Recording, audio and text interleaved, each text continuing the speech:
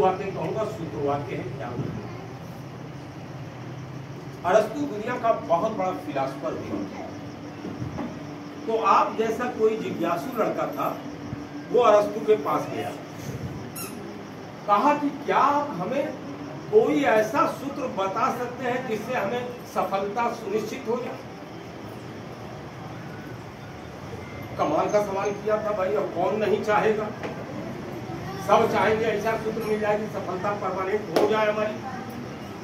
तो अरस्तु ने कहा, अरस्तु फिलासफर था, ऐसे आप नहीं समझ रहे हैं तो आप समझ लीजिए कि अलेक्जेंडर द ग्रेट सिकंदर का वो गुरु था।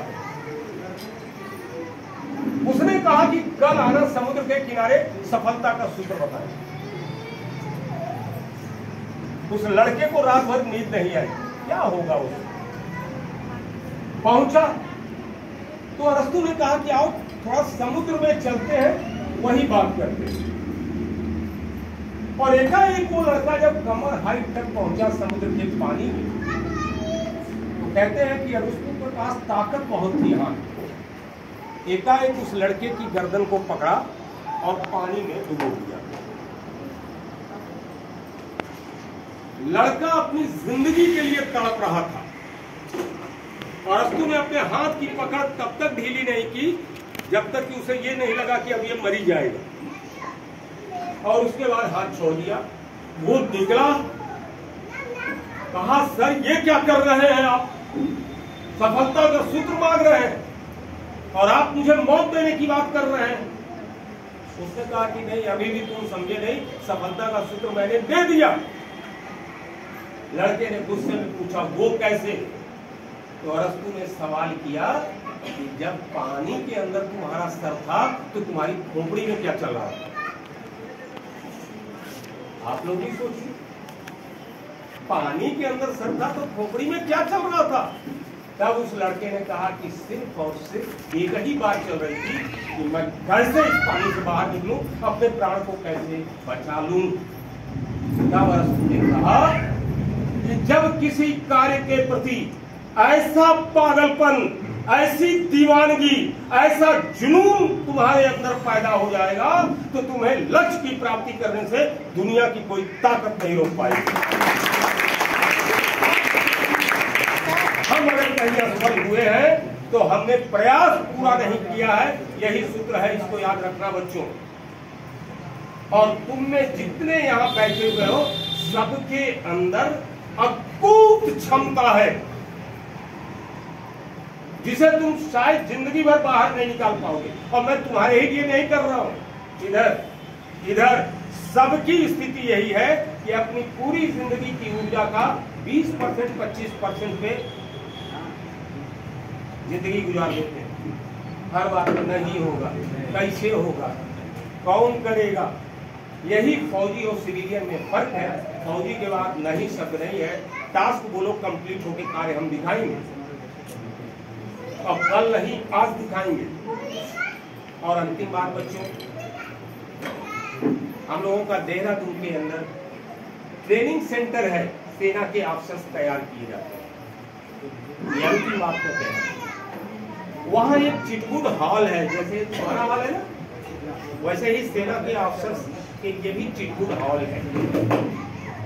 वहां दीवालों पे 3 पंक्तियां लिखी हुई है,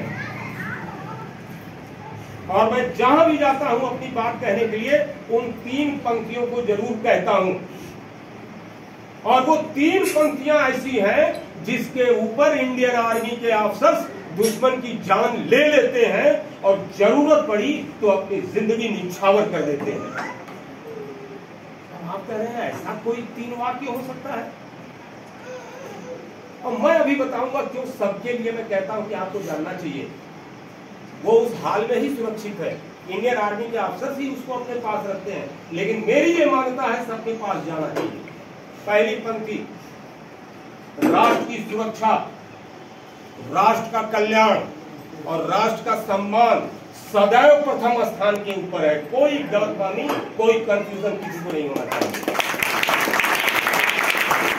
दूसरी पंक्ति, सैनिकों की सुरक्षा, सैनिकों का कल्याण और सैनिकों का सम्मान सदैव द्वितीय स्थान के ऊपर है। का है तीसरा वाक्य, जिसकी बुनियाद के ऊपर के दोनों वाक्य टिके हुए हैं।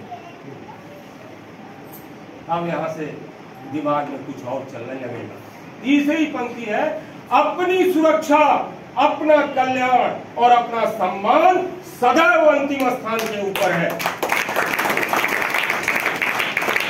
और आप सभी को मैं कह रहा हूं कि समाज में तौल लेना सभी लोगों को, अगर इन पंक्तियों का क्रम उल्टा है तो वो बंदा राष्ट्रभक्त तो कदापि नहीं है, राष्ट्र को नुकसान पहुंचाने वाला है। अगर नीचे की पहली पंक्ति ऊपर हो गई है, इसका मतलब मामला खतरनाक है।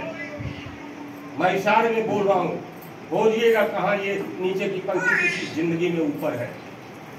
और जिन्होंने इसको क्रम बना के रखा है, समाज सेवी हो, सैनिक हो, देश के लिए कार्य करने वाले हो, उनके लिए साहब राष्ट्र ही सबसे प्रथम है। और अंतिम बात, आप अपनी जिंदगी में जब भी कोई कार्य आए तो पहला सोचना यह कार्य क्या मेरे राष्ट्र के हित में है या नहीं है। और अगर अंदर से जवाब हो जाए कि हमारे राष्ट्र के हित में नहीं है तो उस कार्य को उसी समय छोड़ देना। दूसरा सोचना कि जो कार्य करने जा रहे हैं इससे हमारे गुरु का सर नीचे झुकेगा या ऊपर जाएगा। और अगर अंदर से आवाज आए कि इस कार्य को करने से मेरे गुरु का सर नीचे होगा, छोड़ देना उस कार्य को, वो कार्य कदापि नहीं कहना है। और तीसरा, जब भी ऐसी विषम परिस्थिति आए तो एक बार अपना आंख बंद करना, अपने मम्मी पापा को याद करना और सोचना कि ये जो कार्य करने जा रहे हैं कहीं समाज के अंदर मेरे